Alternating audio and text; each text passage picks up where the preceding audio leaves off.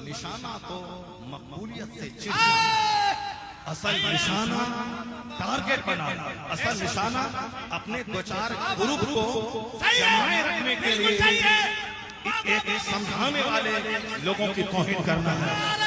तकबीर, नारे रिसालत, देखो देखो कौन है, देखो देखो कौन है। अब आप समझ सकते हैं, बात हो रही थी 90%। हमारे शेख ने कहा, अगरचे वहां कोई ऐसी बात ही नहीं थी, मेरा निशाना कुछ और, लेकिन एक शेख ने कहा कि तो मैंने कहा चलो जब तौबा कर फिर आज एक घटिया किस्म की बात है। एक हदीस की मैं तशरीह कर रहा हूं, उस तशरीह को तोड़ मड़ोड़ करके ये खबीस किस्म के लोग एक आलिम करोड़ों को समझा था, जिनकी बातें सुनकर लाखों लोग नमाजी बने, जिनकी बातों को सुनने के बाद लाखों लोग गुनाहों से तौबा करे। आज एक शख्स फोन करके मुझको कोंडा जिला उत्तर प्रदेश में, उसने फोन करके कहा रोती की सूरत बना के हजरत ऐसी ऐसी बातें मैं देख रहा हूँ, सुन रहा हूँ। आपको मैं कहता हूँ कि अगर 10 साल पहले मैं आपकी तकरीर सुना होता तो जो तब्दीली आज मेरे अंदर महसूस हो रही है 10 साल पहले हो गई होगी। ये बिहार का देहात नहीं, उत्तर प्रदेश के गोंडा वहां का एक शख्स तुलसीपुर का मुझको आज फोन करके कहा, आज की बात है, फोन करके कहा कि मैं आपकी तकरीर से अपने अंदर कितनी तब्दीली पा रहा हूँ। ये तो मुझको देखने के बाद पता चलेगा। क्या मतलब? या मतलब वो नमाजी बन गए, दाढ़ी रख रहे हैं, लंदन उन्होंने छोड़, दुनिया की बेशुमार मोहब्बत दिल में थी, मोहब्बतें धीरे धीरे दुनिया से निकल गई। वो कहने लगे मुझको तो लगता है कि आप पर इस कदर प्रेशर बनाया जा रहा है, उस प्रेशर की वजह से कहीं इस तरह की गुफ्तगू आप छोड़ नहीं रहे।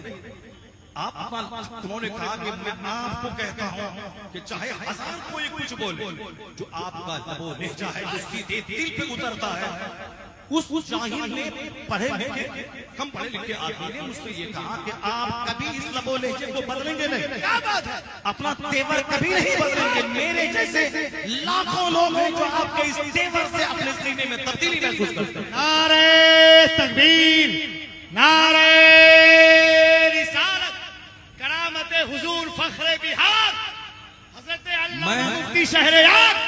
मैं इस बेनमाजी, मैं इस गुटखा खोर, मैं इस जाहिल अल्लाह की बात मानूं या हजारों लोग जिन्होंने मेरी तकरीर सुन के जो नेक बने, मैं उसकी बात मानूं, उसका चेहरा देखूं, ऐसा नहीं होगा। 2-4-10 तुम्हारे चेले चपेटे होंगे जिसकी वजह से मेरा प्रोग्राम कैंसिल हो सकता है। आज भी इस माहौल में भी हिंदुस्तान भर से इतने प्रोग्राम आ रहे हैं कि अब तो फिर उस प्रोग्राम में शिरकत करने के लायक में नहीं, इतने प्रोग्राम आ रहे हैं। और ये समझ रहा है कि साहब अब इस कदर घेर लें इनको ताकि हमारे ही दलालों की वाहवाही हो, अब बाकी ये सारे लोग स्टेज से खत्म हो जाएंगे।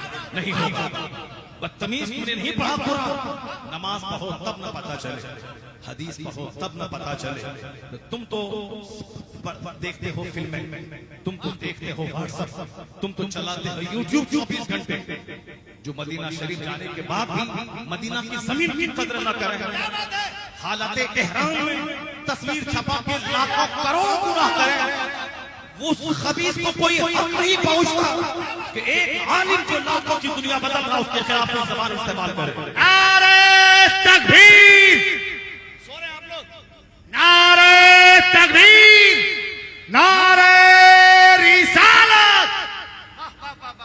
खबीस, तुमने मदीना में मुझे भी देखा था, कैसे मेरे रात और कैसी मेरी रातें, कैसे मेरे दिन मदीना में गुजरते थे, और तुमने देखा था मुझको, और तुम कैसे रातें गुजारते हो मदीने में और कैसे रहते हो, वो तुमको तुम्हारा ज़मीर खुद जानता है। और ऐसी घटिया तरह की बातें कहाँ बातें हैं, गलतियां किसी से भी हो सकती हैं।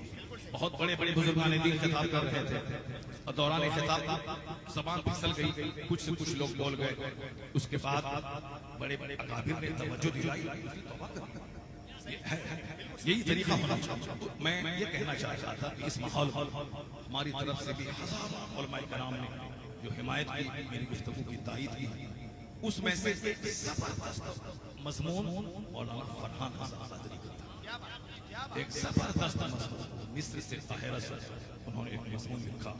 उन्होंने ये लिखा कि 90% कम पढ़े लिखे उलमा ने मौलाना शहजाद की बात ही नहीं समझी। यानी एक